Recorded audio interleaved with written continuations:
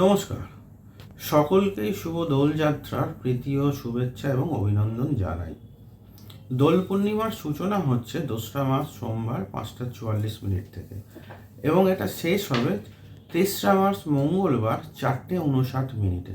কিন্তু এর মধ্যে হয়ে গেছে আরেকটা ব্যাপার, সেটা হয়ে গেছে চন্দ্রগ্রহণ। তার সূচনা হচ্ছে 3:20 PM থেকে মঙ্গলবার দিন এবং এর সমাপ্তি ঘটবে 6:48। এই 3 ঘন্টা 28 মিনিট ব্যবধানে গ্রহণ চলবে। ঠিক আছে, এই অনেকেই ভাবেন যে গ্রহণের কি ফল মানুষ জীবনে পায়। ম্যাক্সিমাম মানুষই জানে না, মানুষ যখন সমস্যার মধ্যে থাকে, আর্থিক অনটনের মধ্যে থাকে, পারিবারিক সুখ থেকে বঞ্চিত হয়, এবং তার মধ্যে একটা বিশেষ ব্যাপার হচ্ছে পিতৃদৃষ্টি মাতৃদৃষ্টি। এই গ্রহণ দ্বারাই ব্যাপারগুলো ঘটে। অনেকে ভাবেন সাড়ে সাতির কুফল, মাঙ্গলিক, এছাড়া আরও অন্যান্য নানা রকম যেগুলোকে বলে নেগেটিভ দৃষ্টি, তার দরুন মানুষের জীবনে এই সংশয়গুলো আসে। কিন্তু অ্যাকচুয়াল সেই কথা নয়। এই গ্রহণের ওপর সকলকেই অল্প বিস্তর ভাবে একটু বুঝতে হবে, জানতে হবে। এই গ্রহণ থেকে মানুষের জীবনের সুফল পাওয়ার কিছু কিছু বিশেষ বিধি বা নিয়ম আছে, সেগুলো আমি আপনাদেরকে বলছি। যেমন ধরুন, গ্রহণ চলাকালীন ব্রাহ্মণ দ্বারা গঙ্গা স্নান বা আমাদের দেশের মধ্যে যে সপ্ত যে নদী আছে সেখানে গিয়ে স্নান করতে হয় ব্রাহ্মণ দ্বারা। সেদিনকে নিরামিষ আহার গ্রহণ করতে হয় এবং স্নানের শেষে অনেক মানুষ থাকে, সামর্থ্য অনুযায়ী তাদের একটু দান ধ্যান বা খাবারের জন্য ব্যবস্থা করতে হয় এবং হয়ে যাবার পর তাকে তার নিজের স্বগৃহে অবস্থান করতে হয়। এবার অনেক মানুষই আছেন হয়তো বা এরম সপ্তনদী পাবেন না বা নাও পেতে পারেন, বা অনেকে নানা রকম সমস্যার দরুন ওনারা ওইখানে যেতে পারেন না। তার পরিবর্তে আরও একটা ছোট টোটকা আছে, সেটা হচ্ছে নিজের বাসগৃহে সবাই স্নান করবেন।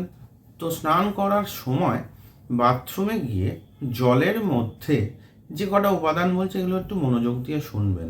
হ্যাঁ, যে উপাদানগুলো হলো তুলসী পাতা, কালো তিল, চন্দনের গুঁড়ো এবং কেশর, এগুলো জলের মধ্যে মিশ্রিত করে স্নান করবেন। আর স্নান করার সময় যে যার ইষ্টদেব বা যে যে রূপে ভগবানকে বিশ্বাস করেন বা ভালোবাসেন তাদের কথা ভাববেন বা তাদের মন্ত্র জপ করবেন। তাহলেই আপনারা জীবনে সুফল লাভ করতে পারবেন, অর্থাৎ জীবনের যে কালো প্রভাব আস্তে আস্তে কাটবে।